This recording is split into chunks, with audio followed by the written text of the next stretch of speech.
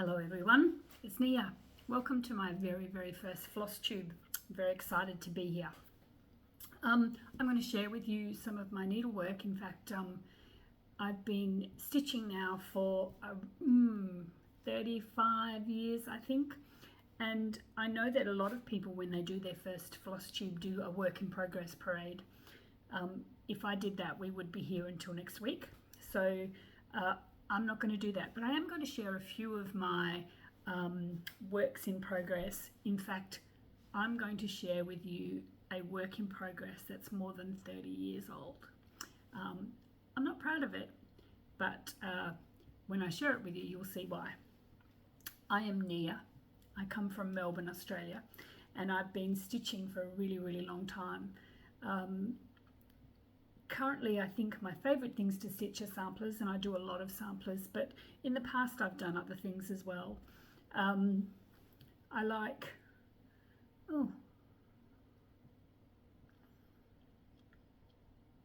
So today I'm going to share with you, as I said, some of my oldest works in progress. I'm going to share a few of my current works in progress that I'm sort of working on more regularly. I'm going to share with you a few finishes that I've had in the last 12 months or so. I'm going to share a couple of books that I've been reading or books that I have about samplers. And I'm also going to share with you a little bit of crochet that I've been doing in the last little while. I've sort of been teaching myself to crochet a little bit more than the average granny square. So I'm really excited about how that is coming along.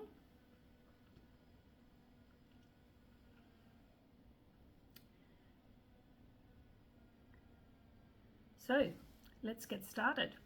I live in Melbourne with my two cats, my two dogs, a husband and my son Liam. And as I said, I've been stitching for a really long time. My very first project, let me tell you about that. I am the type of person that I will jump off the highest diving board into the shallowest end of the pool, and I will do something because I like it, not because it's in my skill level. So my very first project I bought from a needle workshop in Hobart, Tasmania, and it was in the city, and I can't remember the name of it now, and I'm not sure whether it's even still there. But I walked into this shop and I saw this project and I thought, oh, I'd really like to stitch that. You know, it's a picture I really like, and it was a sampler of sorts, and I remember it had a lot of DMC, like I'm going to say 50 colours, but it might have been more. I've got the threads here somewhere at home, but I can't find it. I've moved many times since I started this sampler. So I bought this sampler. I bought a piece of 25 count Lugana to stitch it on, and it's large, very large, and I really had no idea about what I was getting into. It's travelled around the country with me. It's lived in Hobart, it's lived in Sydney, it's lived in Adelaide, and now it lives in Melbourne, and it's moved a couple of times in between there. In fact, in Sydney, I think I had 9 moves in 12 years. So it's been around, and it has a couple of really bad coffee stains on it, which I'm hoping will wash out, but I'm just going to grab it and show you. Excuse my back. So this is it. This is Teresa Wenzler's Castle Sampler, and as you can see, I've done quite a lot. Down here, done quite a lot. There's one coffee stain right there. You see, I must have dropped my coffee on my stitching bag at some place. So I've done quite a lot. I've done all the border and all the little over 1 letters. I've started the king there in his throne, but you know, I think I will get around to finishing it one day. It's really pretty, but I think you know, all the blended needles. Teresa was a great lover of mixing 2 threads together to get different colours and to get different effects, and I think that may have been my downfall for this one. And I think, you know, I will finish it one day, but perhaps I should give it a wash first before I start it again. So that is Teresa Wenzler's Castle Sampler. I started that in 1992, so it is more than 30 years old. So not proud of that, but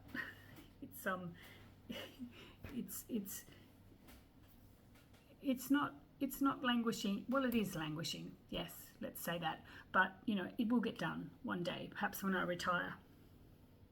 Now, the next work in progress I'd like to show you is another one that's been going for a really long time. I started this one in 2008, and it's a long dog paradigm lost, and I'm stitching it on 32 count linen, I think just in a plain linen color. I can't remember, it's no particular color, it's not an over dye, it's just a plain linen. And I'm using a Vicky Clayton hand dyed fiber in Diane's Rouge, and it was a special color that Vicky created called Oh My God Red, and the number is 1153, and I'm using one thread over two. And this is another one that I'm almost finished. Like, I just really need to pull my finger out and get this one done. It's really pretty, and I'll come a bit closer, see if you can see the color. It's a really dark blood red. It's really pretty. But yeah, I'm nearly finished. Really, I'm about 80%, I should think. I should just get it done. Massive piece of linen as well.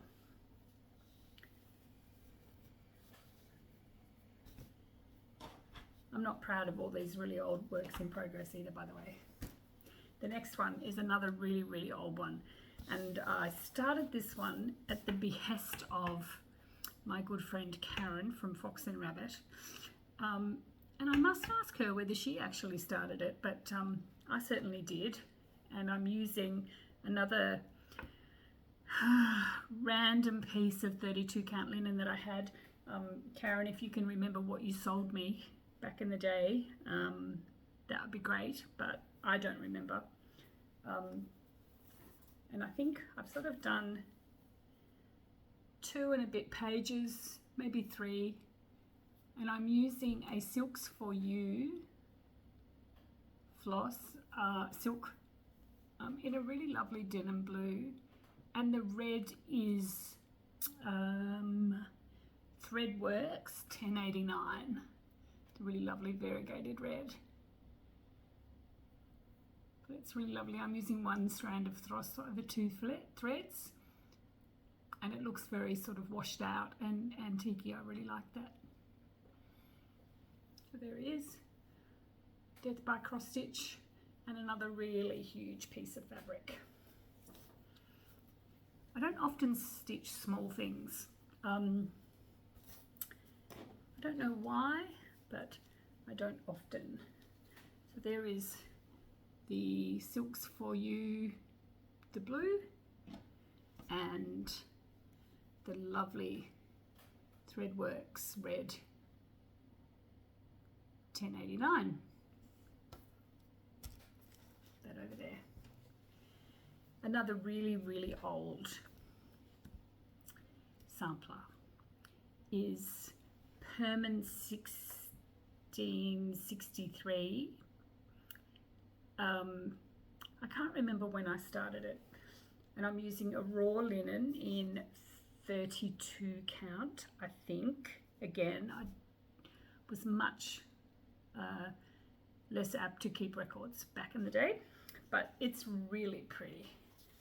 And I did a color conversion, so it's not actually true to the historical sampler. It's pretty, but the colors are pretty, and I'm using a combination of NPI silks and Madeira silks. I really love the Madeira silks. They give a really great coverage, but I'm using one strand over 2 for this one. And again, that's almost all of the depth there. So there's a little bit to do after that bottom band on the bottom. Oh, you see, a little bit too. So this is a bit big, but it will take up most of the width of this piece of fabric.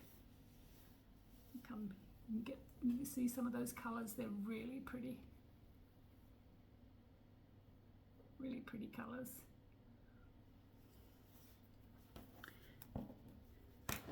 And I must have started that. I don't know, 10 years ago perhaps. But I still really like pulling it out occasionally and stitching on it. It's a really nice stitch.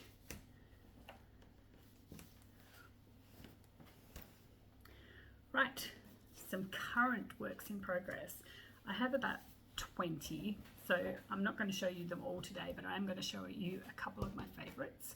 The first one is a really lovely sampler by The Wishing Thorn called Mary Bar, and that is Mary.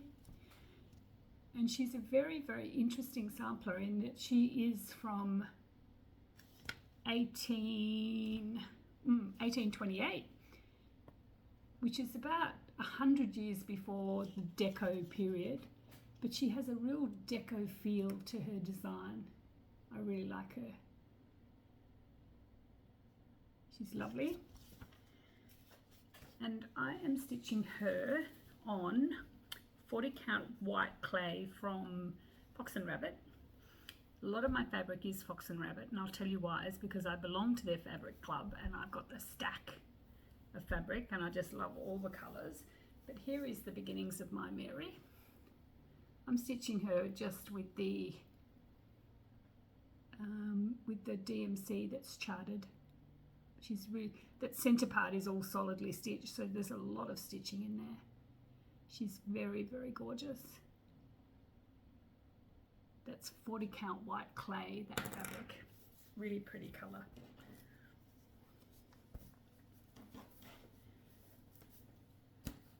And I keep all my works in progress in little project bags. These project bags were made by Andrea in Queensland. She does a fabulous job. I've got lots and lots of them, and I keep them all beside my stitching chair in a little antique cupboard that I bought. Right, the next one is another Mary Inglis. Now, I started Mary as a part of Brendan from Fox and Rabbit's birthday stitch along last year, and as a coincidence, today is his birthday, so happy birthday, Brendan. Hope you're having a great day. Mwah. One of my favourite, not my husband, people in the whole world. He's just great. I hope you're having a super birthday and that Karen is spoiling you. I didn't get your sampler finished for your birthday this year, which, you know, I'm pretty sad about, but we'll see how we go for this year, okay? I'll see if I can get it done for this year. This is Mary Inglis. She looks like this. So Mary Inglis from 1830. She's got a stunning blue roof on her house. Very, very lovely. And I'm stitching her on 40 count paper bark with the charted DMC. And this is her here. Move a bit closer, except for this letter C here, where I've picked up a red off my stitching chair, which doesn't belong in this chart at all, but I'm not going to take it out because those little eyelet stitches over 40 count are really hard to frog, so I will just recreate another letter in that red as well. Really pretty. That house is huge. And I can't wait to get started on that blue roof. So charted DMC, and the blue roof is Gentle Arts Peacock, I think. So she's really pretty. I really like her. Pop her there. 3, 3, 3 works in progress. I could be here till next week if I showed you all of my works in progress. I've got a lot, but what I want to show you now is a few things I've finished. So I am a process stitcher, so it's not actually important for me to finish anything. But during COVID, I had a lot more stitching time. So I did finish a few things. So I'm going to share a few of those things with you. The first being the lovely, lovely Nessie Mitchell. So there she is. Nessie is a chart provided by Mama Loves You GB, so I'll pop the links down to all of these in the description after I finish. And I stitched her on a piece of 32 count Lugana Oyster, and I use Gentle Arts Black Crow, which is one of my favorite black threads. She's really cute, little Welsh lady. Very, very cute. The next little finish was Annie Baylis, and she's tiny. I stitched her on 40 count paper bark from Fox and Rabbit, and you can see the size of my hand, she's really tiny. And I used DMC 115. She's very, very cute. Don't know what I'm going to do with her yet. I might make her into a little pillow. Or actually I'll get someone else to, I don't sew, so get someone else to make it into a little pillow. She's very cute.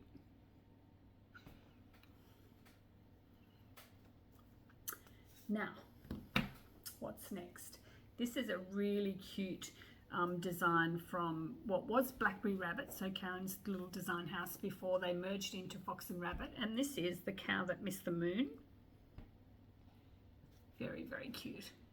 It's probably the smallest thing I've ever stitched, but very cute. I'm a bit of a cow fan, so I had to stitch this one, and it's on a piece of unknown 32 count.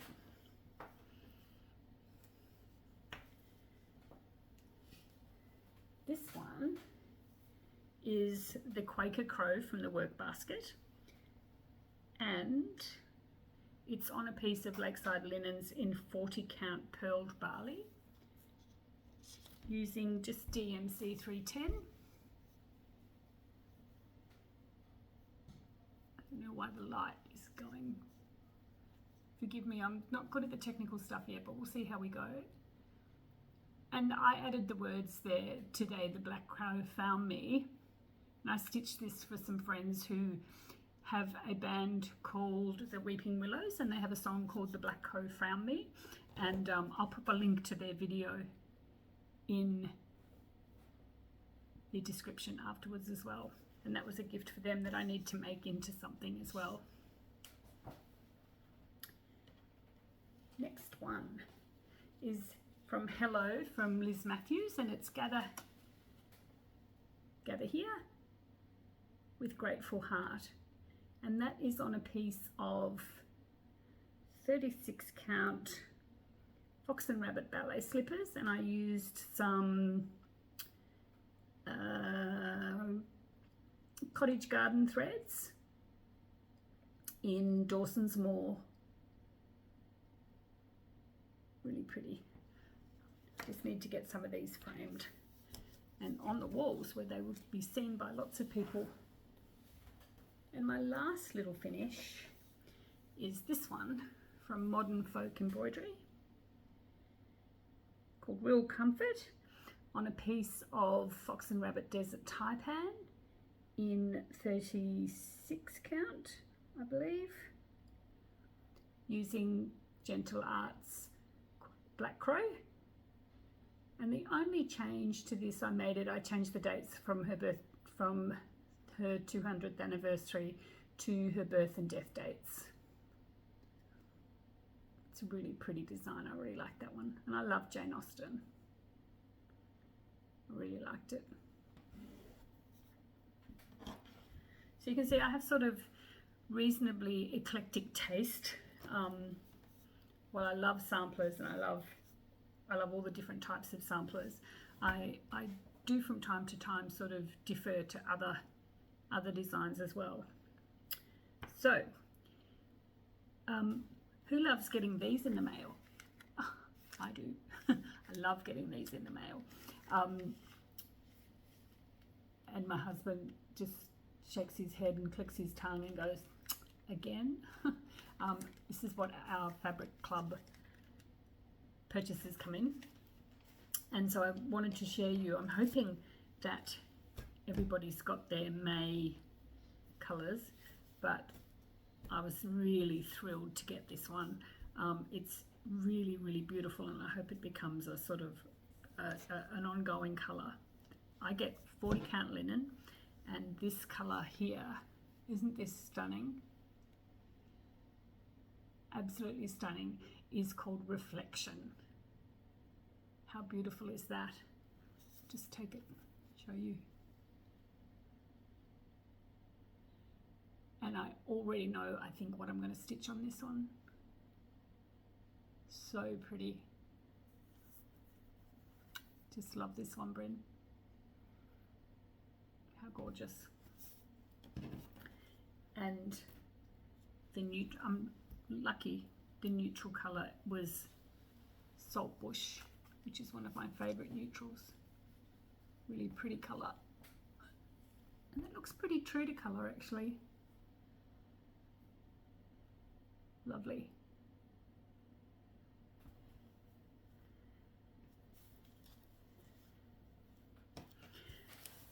I'm going to a retreat in July in Tasmania. So Christmas in July, put on by Stitch in Time in Hobart. I'm really excited. So we're getting an Airbnb with Andrea and Linda and Naomi, and Karen from Fox and Rabbit is going along as a stitcher too, so it'd be really great to catch up with them all in my hometown. So I'm pretty excited about that. So I have curbed my spending somewhat in the last sort of 3 months because I want to spend up big when I go to Hobart. So I've been putting a little bit away and making a list of all the things that I would like to buy. Then when I can see and touch and feel them, I really like to be able to see and touch the threads and see the colours. And so I'm really looking forward to being in a real needle workshop to be able to do that. I have a bit of a list, so I'm hoping that a Stitch in Time will have the things that I'm after. I probably should send the list early, and then they can order things in if they haven't got them. That's a good thought. I might do that. But I have bought a few things recently. As I said, I'm in Karen and Brendan's Patreon, so we get some thread and some fabric through there, and I'm also in the fabric club, so I get a nice regular parcel of fabric. But I really want to build my thread stash, and I think Stitch in Time have some thread clubs that I might talk to them about when I go down there and see if I can build my thread stash a little bit. I have full sets of DMC and Anchor and a drawer full of specialty threads, but I need to build that up a bit, I think.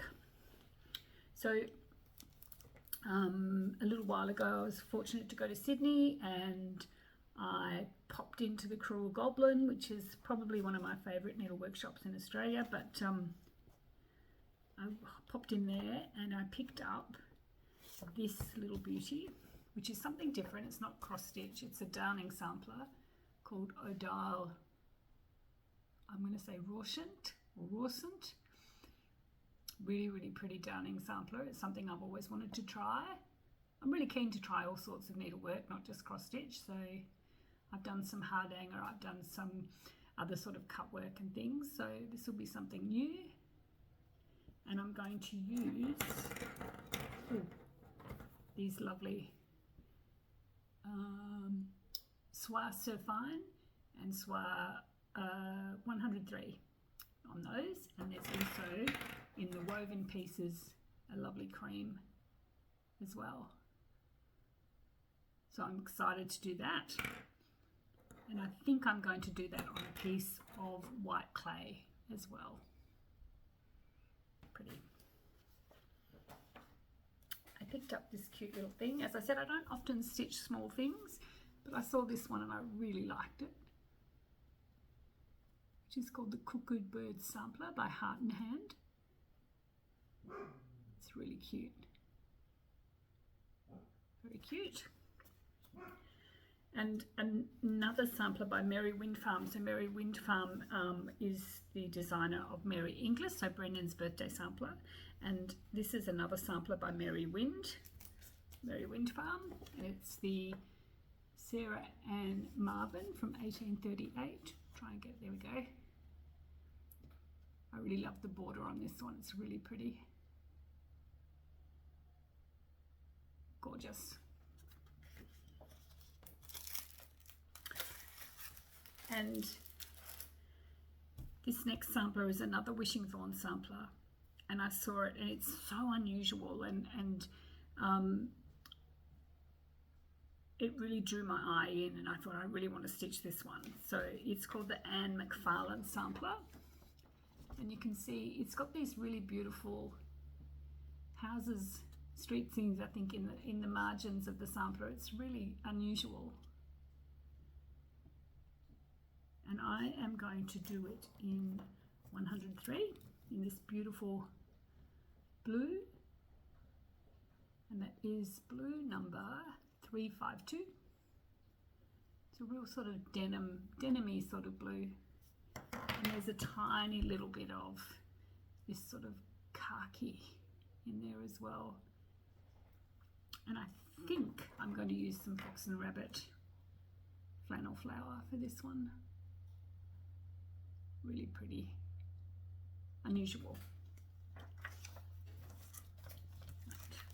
That's all I've got there to show you. Quaker Crow, grab it here. Excellent, we turn the page over. So, one of the things I love to collect, other than cross-stitch patterns and threads and fabric, is books, and books about needlework, books about samplers. So I wanted to, perhaps with each Flosstube, share with you something from my library. So, what I want to share with you first is the very first book I bought on samplers, which is this one here by Donald King, I think his name is, by Donald King. Here we go. Samplers, and it's a bit of a pictorial reference, although the pictures are all black and white, but the text is very, very informative, very interesting, and about samplers that are held in the Victoria and Albert Museum in England. It's a great book, very, very old. This one, I think it was first published in 1960. This one is from 1972. The pictures, as I said, are all black and white,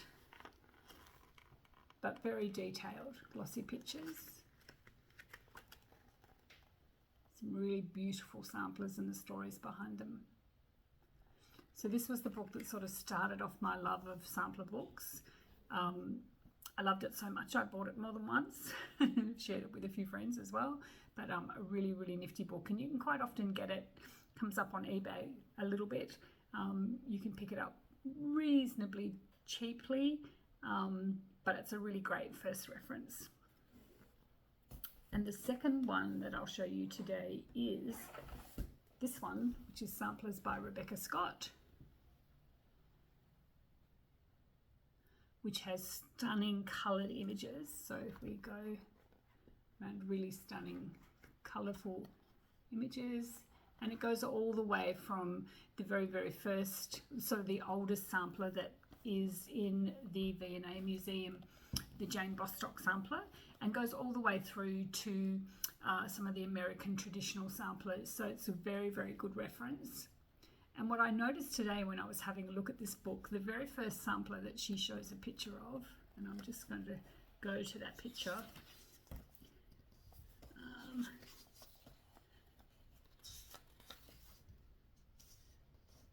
This one here in the preface is that the sampler was stitched by Rebecca Scott. I hadn't noticed that before. Very, very interesting. Would be great, wouldn't it, to find a sampler with your own name switched on it. But this is another a great reference book. So if you're interested in learning more about samplers, then either of these two books are a really great start. But I've got literally hundreds of books in my library, so I'll share one perhaps each Flosstube video so that you can look them up yourself. So what do I do when I'm not stitching? Currently I'm learning to crochet. So I learnt maybe in my teens to do, you know, the normal granny square crochet, but never sort of progressed past doing that. I made a couple of blankets when I was a teenager, but didn't really do anything else. And I met at the Bendigo Wool Show last year which is around about this time of the year. It's always cold. It's always really wet. A lady called Shelley Husband, and I bought a book from her about crochet, and it was a book called Granny Square Flair. So she pretty much takes you through all manner of squares. She is the queen of granny squares, I can tell you. So she only sort of designs granny squares. I couldn't read a chart for love nor money, so I wouldn't do that. But what I love about her books is she has a picture, she has the chart and the written instructions. And if you use the written instructions, the chart will help you if you sort of get lost or you're not sure where a stitch needs to go. So you sort of tend to learn how to read the charts at the same time. So it's been really, really nifty. So there's literally, I think it's about 20 or 30 different squares in this book. Gives you some colour options down here as well. I'm not great with colour, so you can see lots and lots of colour options. But this is a really great book. And since then I've bought a number of her books. And I've sort of just been working my way through them. So then the next one I bought was Granny Square Academy #1, and she's just brought out Granny Square Academy #2. But then I bought this one, Granny Square Patchwork, and I decided that I wanted to make that. So there is lots and lots and lots of patterns in this book that range in size, so 6 different sizes ranging from size 1, which is small, up to size 6.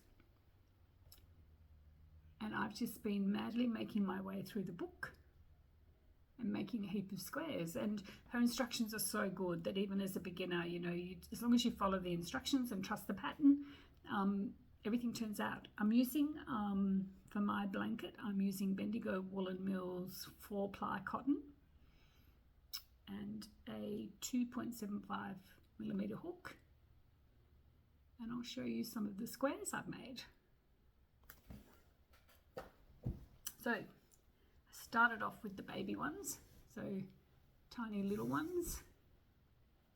These are size 1, and obviously I haven't stitched the ends in yet. I think that's something I'm going to have to learn to do, is stitch them in as I go. So some little ones. I love this one. How cute is that? The little petals there. So as I said, you know, I'm off the high diving board into the shallow pool, and I try things that I probably shouldn't because they're too difficult or out of my skill range, but I just get there. So these are not perfect, but you know, it's all about the journey. So lots of little ones. How cute is this one? And lots of different techniques with each square. So you probably, there we go. Lots of different techniques with each square. So you're sort of learning something different every time. This is the next size.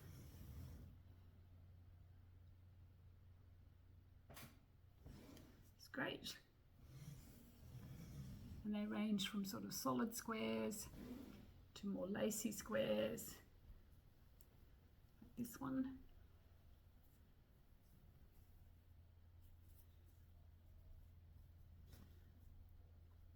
This is another size, getting a bit bigger now.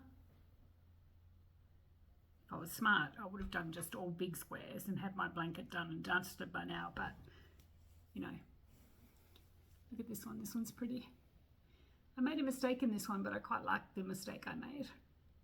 So this little bit here should have been more like this.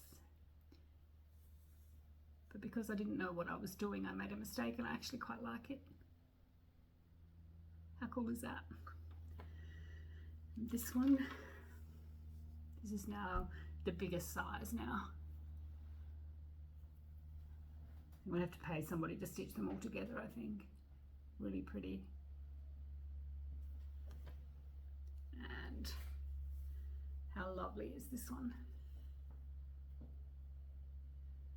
So all cotton, and the Bendigo cotton is really soft. The 4-ply is, once you get the blanket together, I think it will be heavy enough, but it's very, very soft really lovely to feel. Can't wait to get a few more squares and perhaps join them all together. And this is my current square, which is not a square yet, it's a circle. But again, lots and lots of new techniques learnt in there. Oops, probably helps if you show the right way. You see these little ridges. You know, 6 months ago I would never dreamt I could do something like that, but her instructions are really, really good, and lots of in Granny Square Academy, there's little step-by-step pictures that show you exactly what she means. There's loads of videos online for you to check out. Tip for young players, if you buy a book from her website, she sends you the PDF also, so that's really cool, because I just keep the PDFs on my phone. I don't have to carry the books around me, so if I want to stitch at work I can, which is really exciting. And on Wednesdays at lunchtime I help out some of my workmates to help them learn to crochet as well, so pretty exciting about that. I love to share, I love to get people into crafting and bring them along on the rides, because you know, I think making things is really good for your health, certainly good for your mental health, but you know, I think being able to create something with your two hands is really exciting. And you know, no two projects are the same, and you could make something and I could make something, they'll be entirely different. So it's really exciting to have that and be able to hold something up when you're finished and say, I did that. And I think that's what I love about crafting. And as I said, you know, I'm a process stitcher, so I like to just stitch, and I don't particularly feel compelled to work on something till it's finished. It gets done when it gets done, and I'm pretty happy when it gets done, but it's just something that, you know, I don't stress myself over my crafting at all. So, you know, it's all in good time.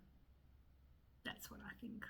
But, you know, I understand some people who work on one project and work from start to finish and finish lots of things. I don't finish things very often, but when I do, I'm pretty excited about it, and I love to get them framed, or I love to give them away to whoever I've made that for.